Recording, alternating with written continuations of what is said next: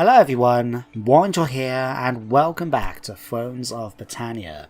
In the previous episode, our conquests against the Sudreyar have gone extremely well. We've taken a number of their regions, and between myself and the Mechanolith have actually knocked them down to this one minor settlement down here in Dublin. So very easy pickings. I imagine it's either going to be myself or the Mechanolith that are going to take them out. But speaking of the Mechanolith, I don't know what to do exactly with them, although I've given it some thought. I did mention in the previous video, if you guys had any opinions, feel free to share. But the more I thought about it, the more I've decided I want to take them out.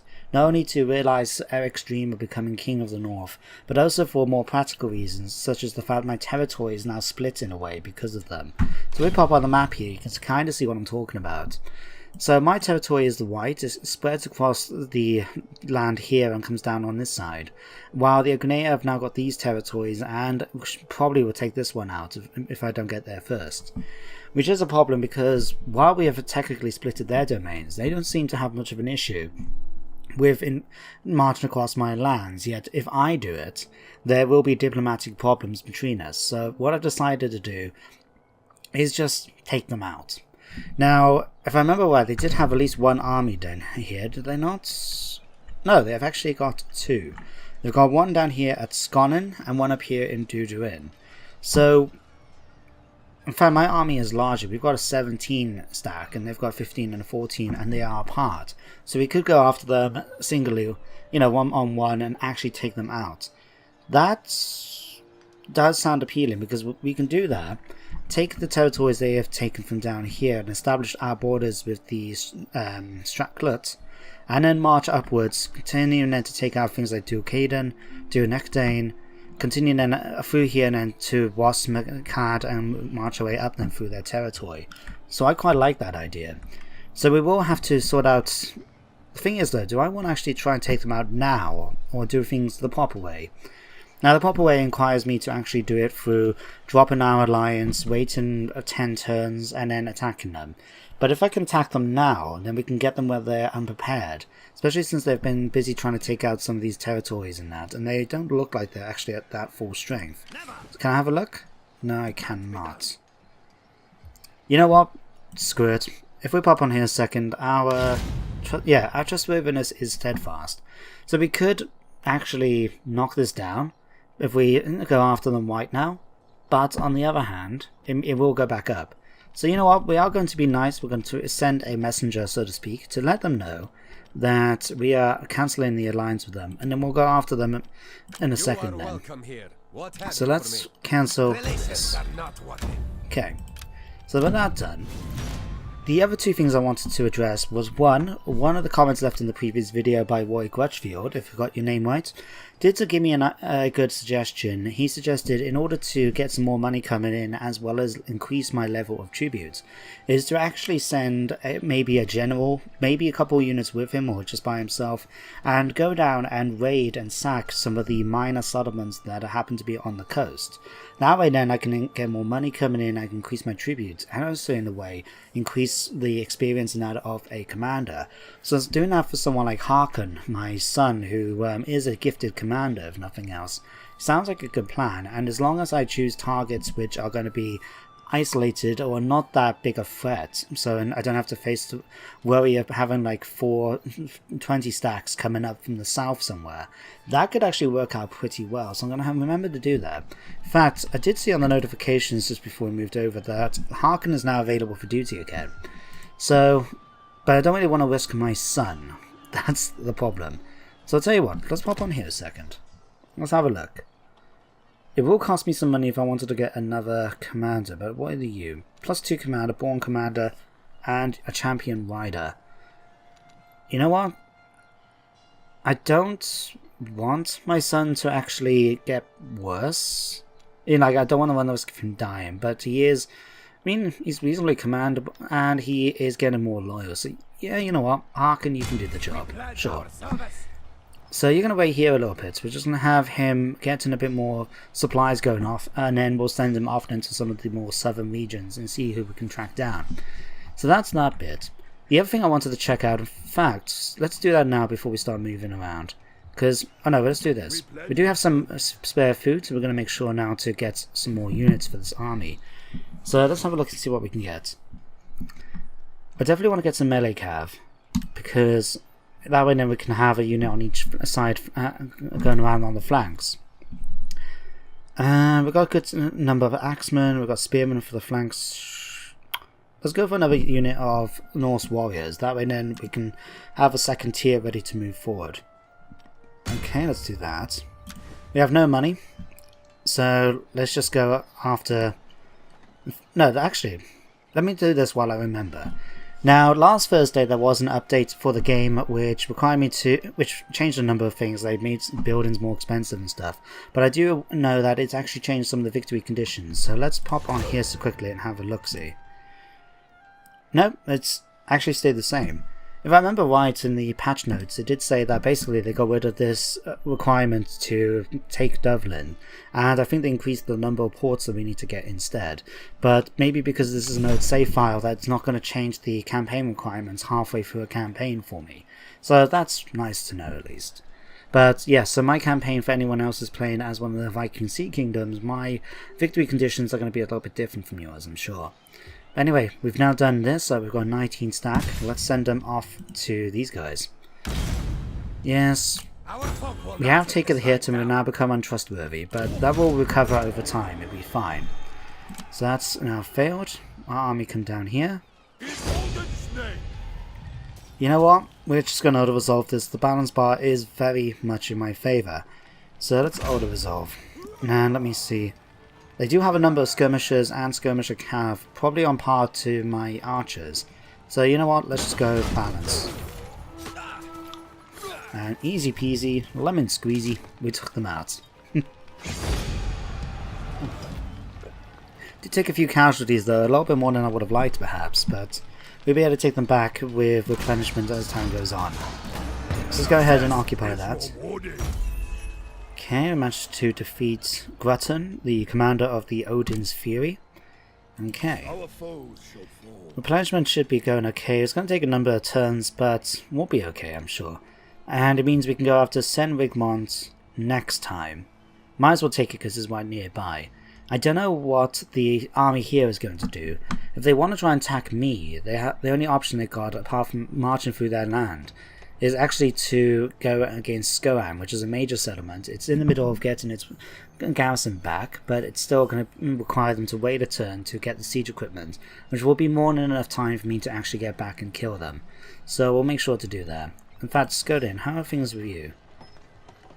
This needs to be repaired, but we can't afford it. That, I know I could actually convert this over, can't I, to a thing if I wanted. But you know what, I'm just going to dismantle it. We'll replace it with something else. We've got a few people that need to be upgraded. So, Gisley, you're the guy in charge of Iro, aren't you? Let's give you a scribe and make you a bit more... Yeah, that should increase the money a little bit more. And who else? Eric. Yes. Now, I'm going to continue giving him the quartermaster. In fact, this actually gives me minus 5% upkeep now for all the units in his army. That's pretty decent. I mean, that's already jumped... Look how much money that jumped up from. 276, right? And it's now jumped up to 396. We're actually saving 120, roughly, coins a turn now, just from taking that one upgrade. And the next tier, we should be getting more supplies coming in as a result as well. So with that's now all done, let's end the turn and see what's going to be coming up next.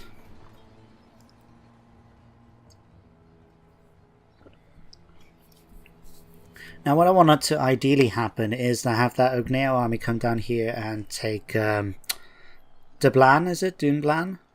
Yeah, Dunblan. Is to actually come down here and take them out, because then that gives me an extra turn to basically go after Senwigmont here and then chase after that army, because I do want to try and get things sorted out in the southern territories here as quickly as I can.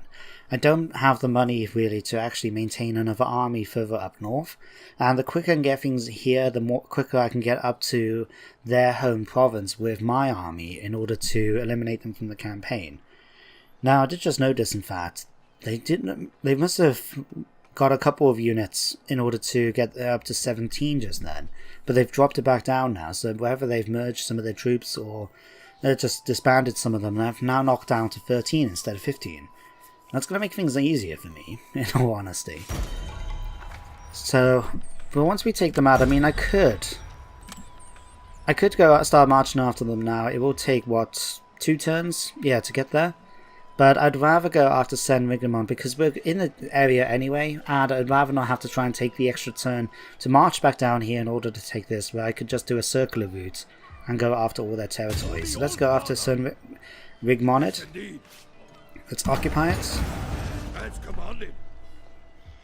There we go. Okay, so what we've got here has actually got a Salidi Abbey Church. Plus 3 public order, 95 money. Can we convert this? Converting is going to cost a lot of money. It doesn't give me as much money then as well, but it does increase public order by quite a bit. But that's a lot of money to spend on a conversion.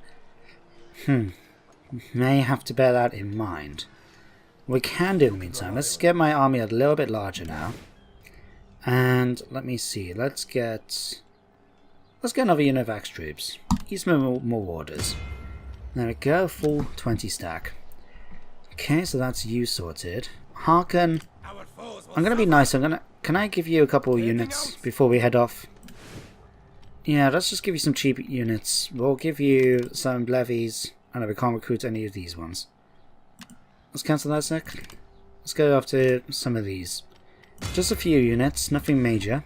But at least this way, then we can make sure to... He's going to have a few, bodyguards, so to speak, considering he is the son of my faction leader, Eric. With that done now, let's end the turn again. It still feels weird ending a turn so quickly after playing so many weeks with the East Romans. I've said it numerous times, I know. But it just does feel weird that I can just say, okay, move this army. That's it, done. Next turn. It does feel strange. But what does some... Okay. The Sudreyar have been a bit of a thing. So I don't know what's going to happen. I imagine the Ognea will go after them. Just to try and get rid of that army. But it'll be interesting to see what they do next. They can either try and meet my army by marching down south, or if they try coming up this way, they will probably try and target Skoan. Oh, they've actually gone after that territory here as well. Ooh, that is tempting. And it has put them closer to my territory as well. The only thing is, I didn't want this territory, in all honesty. Like, this is a whole new province now, and I don't particularly want it. But I suppose if that gives me some more money, I can't complain, can I? So let me see here. The 2 Admirma have been defeated. Okay. I'm not researching any new technologies. Okay, so we finished the one for the mills. Yeah. Okay, we'll have to bear that in mind and see. Okay. Yeah, so this one belongs to Stratclut. So I could go after it and just sack it myself, defeat their army, and then be able to push upwards now. Or, tell you what, let's just move the army towards them for now. And see what Stratclut is going to do. Because this will take another turn anyway for me to try and get to their other one here, Dumblan. So if we just do this, we can continue getting supplies along the way. And like I said, I'll see what Stratclut do. I'd rather try... We can't force march, can we? No. I'd rather go after Dumblan, because if I don't want this minor settlement right here, and to be honest, I don't even know what it is. Can I see? Okay, it is called a fishing jetty, so technically it's a port. So that might be actually something that makes it more worthwhile for me to take. We'll see. Let's go for here. Cormac, you're my governor for back home. Can we increase... Okay, we can give you an extra point of governance. That sounds like a good plan. Let's do that. Who else? Katil. But can we do the same? No. Apparently it doesn't increase his governance at all. Oh no, it's only when you go to the next one. I'll tell you what, actually. Let's give you a level of Bard, and so you can get extra zeal. This increases the public order a little bit as well. So let's do that. And just check out the new technologies. So we finished watermill last time, or mills I should say, so we can get watermills. So we do have the option to go for community, leadership, I think we checked out before, that increases my fame. We've got regional traditions A landowner knows his patch better than his neighbours, and they know theirs better than he. Gathering knowledge of all local agriculture customs will improve our army's abilities to live off the land while on campaign. So that actually gives me extra supplies in my territory and my allies. That could be quite useful. What's the next tier do? +1 public order for irrigation. Now let's have a look at military. I do prefer looking at military in all honesty. So we can go after the spear one here, increasing my melee skill. Oh, actually, what's this one? Missile drills and tactics. I don't remember seeing this last time. For archers and javelinmen alike, knowing at the enemy's position and having a good aim is only half the task. Drilling our missile infantry to be more organised and efficient will optimise their effectiveness on the battlefield. So this not only gives me 25% extra ammunition, but it gives me 10% extra damage. You know what? Let's go for that. What's the next one do? Actually unlocks the recruitment of Eastman javelinmen to replace the levy javelin. Increases their range and increases their upkeep. That's reasonable, I guess. Okay, it's good to know, but I'll go for that definite 10% extra bonus for missile fire is nothing I can sneer at, you know? Right, so that's up here. What was I wanted to check out as well? We did have the repairs we needed to do, did not we? Not in... Where is it? Here, let's go in. No, they already were done. Okay. Is there anything here? I'll have to check this out next turn. We don't have any money right now to afford it. But I have to look see what's going to be the most effective thing for me to do. Like this one... I mean, we do have farms here, but anything that actually increases our industry, I think, will be better. So we'll have to have a look next turn and see what we can do about that.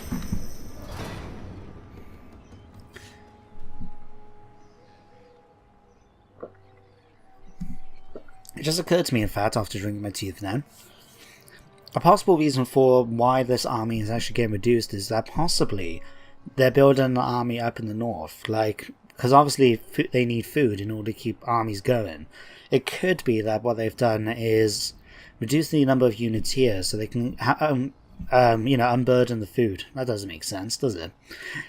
So they can increase the amount of food available for another army up in the north. So it would be an idea for me to try and get things sorted out here as quickly as I can. I mean, luckily for me, they don't have a lot of territory necessarily on the land, and in order to try and attack... Oh, you cheeky sods. Where is Stratklut's army, I wonder? Like, I would have thought we might have seen some sign of it by now. They don't have a lot of territory here. And I thought they would have been here a lot more quickly than they have.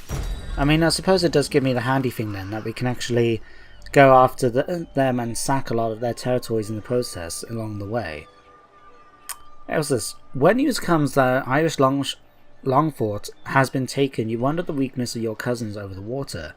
But Dublin take the wise course and they subdue every other Viking faction in Rio, making them their vassals. If the Gauls are going to start acting up, your countrymen will need to stand united. So all the minor Viking-seeking factions in Ireland will become vassals now of Dublin. That's going to make things a little bit tougher for me, in fact, considering I have to go after them. But we now defeated the Sicern, well, the Ogneya did. So we've managed to eliminate this, so we now get +10 tribute and our war fever has increased. So my soldiers are eager to serve. I look forward to bringing glory to their king. So we now have got public order, fame, as well as unit morale. Cool. Okay. Hey, what can we do with you? Let's have you come after Streff Berlin, in fact. And we're just going to sack it. That's a lot of money, and it doesn't belong to me. So let's take it. So there we go. We've now got a nice sum of money indeed. Okay, so we can actually see about upgrading this. So let's have a quick look. And reduces corruption. We want to find something that will give me more money coming in from industry, if at all possible. So a blacksmith could be useful. Skirn Priory is apparently a more well-known building. In this ancient capital of the Pict stands a church of notable importance. So this not only reduces corruption, but it increases my fame, public order, and gives me 15% money from church buildings, which would include this one. Now, I think that will be something I will do next time. But for now, I think... Because, I mean, what else do we have? 135 from farms, 90 from farms. So we're actually making 225 from the farms, whereas in comparison 152 making slightly more actually from industry. So yeah, let's focus on industry for now. So a blacksmith can be built. We'll upgrade that as well. We will convert this over at some point, but we're not in any major rush. And we can continue chasing after the Oaknea's army. Our foes shall... Yeah, well, no, we're not in friendly territory. We actually sacked it, so we haven't taken it. That's fine. We just want to eliminate the army, sack their stuff, and then take Dunblan and move upwards, and then from there. So with the second army, let's actually have you guys start doing a bit of work. So let's have you sailing up towards Blascona. So you're a major settlement, aren't you? Yes, you are. Let's have you march towards Fursa. It's going to take a number of turns, but we don't actually take any issues from the sea, so we don't have to worry about seasickness, we don't have to worry about losing any people on the deep water. So a few turns to get up there, and we can actually start raiding, sacking, and maybe even just taking their settlements outright. Might as well put them on the disadvantage while we're focused down here. So that's end the turn for that. Alright, so what are the Oaknea going to do with that army at Abercunnig? Their only other option, I guess, they can either go against Edinburgh over here, but that's a major settlement. Their army will be able to take it, but they'll have to spend a turn in siege. Whereas it's just going to be more effective for me and then be able to chase them down and kill them. I don't know whether or not the garrison will act as reinforcements, considering we've got a mutual enemy or not, so I can't remember if that will, well, I don't actually know if that will work in this game. But, I don't know, looks like they've run off. They've obviously focused on other targets instead. I think I will still go down now. I'm going to sack Abercunnig just so I can get a bit of extra cash. Might as well. My abilities have been boosted. What's this now? Your success in securing tribute from abroad trickles down at home. When the peasants are happy and motivated, then they will work harder for you. Harder working peasants mean more productive farms, so our tribute has gone up, it seems. So those in your four must know the place. We've now got -4 enemy morale and 14% extra bonus to markets in all our regions. Cool, so our money is going to be slowly going up. Let's get up some more then, and just go after Abercunnig. Without delay. And sack, it's only 800. Oh, expedition, the ships are ready. Cool, I wanted to see what this would do. So your shipwrights have worked to make the long ships fully seaworthy, and your skilled navigators and sailors have prepared for the upcoming voyage. Supplies have been gathered, and you sea-hardened warriors await the call to journey to distant lands, so we can actually send the ships out on an expedition, whatever that means. So, what can we do with that? Oddkill? Who are you? You're my governor, okay. He's very influential, massively influential. Okay, let's give you a priest to improve your loyalty a little bit. Why are you so influential? It just seems to be that, let's try and lower your influence slightly. No, let's not. Let's save the money for something else. I would like to see about increasing this, but it's going to cost an extra 2,000. We could do it next turn. Or I could spend the money now in order to improve this even more, but that will reduce public order. Let's save that for now, then. You can rely on us. Okay. Anywhere else that we actually need to improve while we're looking around? CERN, not so much. Amoreb? Nope. Yeah, Amoreb? Nope. You're fine over here. And Bornese, you're fine here as well. We can increase this, in fact. This will give me... It still gives me the same estate, but it does give me a little bit more food and money from the farms as well. Now, let's just keep it as it is, I think. Oddkill. Did I not give you your trait? Let's give you a priest. There we go. Sorted out. You can rely on us. Alright. So what do I do about expeditions?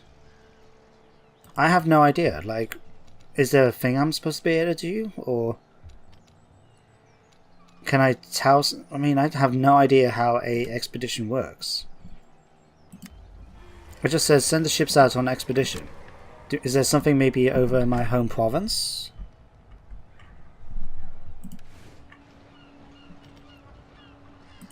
Or can I just tell them to go? I have absolutely no idea. Faction? No, there won't be anything here. Diplomacy? Can I tell, you know, aim at a target basically and tell them to go after it? So like, Dublin. For example, we did this. For you and your words. Yeah, can we marry you off? Yeah, sure. Let us shake. Go after them at some point, but okay, but that's not it. I have no idea. I'll have to look this up if we don't find out soon. But Harkonnen's going to be on his way up there. In fact, there is more territory I just noticed on this side that we can go for first of all. So I think we should aim for that first and then head around. We'll remember to do that next turn. Should still have reasonable amount of supplies, so hopefully he's not going to starve. But I would like to know what's going on with that army of the Ognea. If they've got it that the Stracklers managed to take them out, because they have marched more and more into their lands. But if I take that army, would like to go after the minor settlements to the north of Dublin that they took. Oh, here the army is. Okay, guys, well, I'm going to take you out. I don't want this. The reason why is because while I don't mind what the Strackler do with this army, the units here necessarily, I don't want this army coming up behind me and basically taking the settlements that I capture. Ah, here it is. Your warriors and sailors are eager to take the longships to sea. The fleet is ready to set sail and explore the world beyond your shores in search of trade and plunder. If the gods are willing, perhaps they may even find new lands to settle or conquer. Which direction would you like to sail ship in? So we can go north, east, southeast, or south. Well, technically, I guess southeast would be France. South would probably be a little bit more like Spain. East will probably be ahead, as if they were heading towards. Would still be kind of France, but those would be things like Belgium and that. And going up into the north would be that way. Let's not go southeast. Let's do that. See what that does. Alright, yeah, you guys can go after Laughing instead. Oh no, it is a land settlement. Now, let's continue having you this way, unless there's something else along this way. Toughness. Yeah, let's have you guys go after Toughness instead. It's part of the province I've got, but we don't own it, so technically it's open for attacking. Okay. Let's head down here. Where are you? Where are you? Here we are. Let's finish off this army.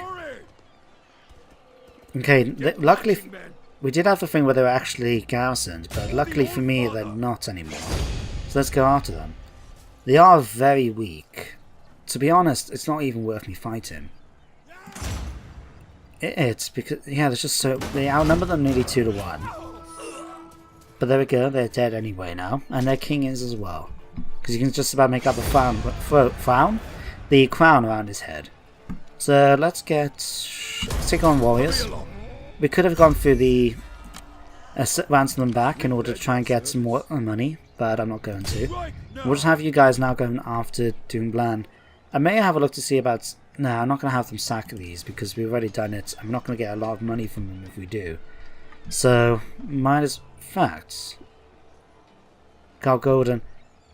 No, let's take Strathberlin because Galgolden have actually been quite cheeky. They've actually expanded outwards against them. So you know what? It might be just better for me to go after this territory myself. Yeah, Strathclyde can have Eberkönig. But Strathberlin, we'll take that. Because we're going to be fighting them anyway, so we might as well go after it in 2 turns anyway. We've now got some money in, so let's upgrade this so we can get access to the new church building. Because that's going to help our public order in the region, because, well actually, it's gone up okay. They're not too happy about 1 or 2 things, but when are the peasants ever happy? Okay. Let's end the turn again. Now again, is one of the risks. I don't want Galgolden to become exceptionally strong, but at the same time, I'd rather try and focus on one enemy at a time, as you know. So I think I will leave them to conquer as much as they can of Stratcluticus. If they do take more territory, I mean, when I go after them, it's just going to be more territory for me. I would consider, maybe, because that area I've talked about, like this stretch of border here, would make a natural border between any other 7 regions and my lands. So in theory, if I could just take Dalgornon's territory here and they were still open to peace, I could be okay with them staying down here, in all honesty. But then, I mean, I suppose they do have things like Outclut here, which is going to be a port which I could take in order to get the victory conditions done.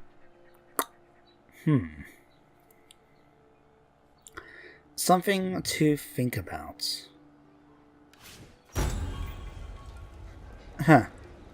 Okay, so tribute. Additional industrial income.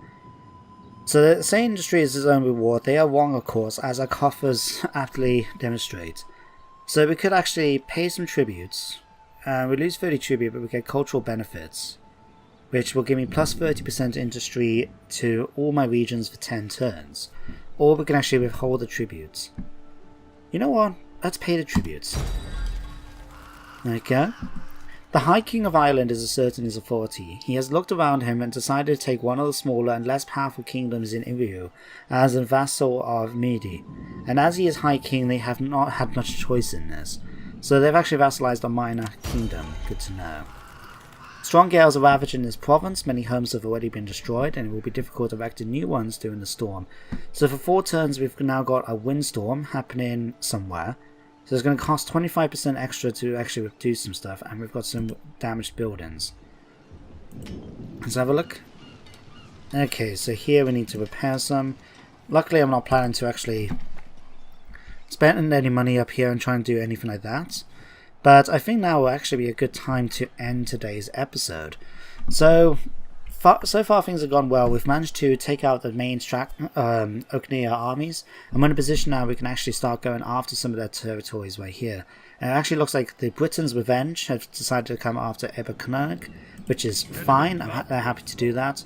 In fact, let's set my troops out of their lands while I remember, so we can go after Seth Berlin next time. But yeah, that's everything that's going to be happening in today's episode, so thank you very much for watching. I hope you enjoyed it despite the lack of battles in today's episode, and I hope you join me next time as we continue our conquest of Oaknea's lands in the attempt to make Eric King of the North. But until then, goodbye for now.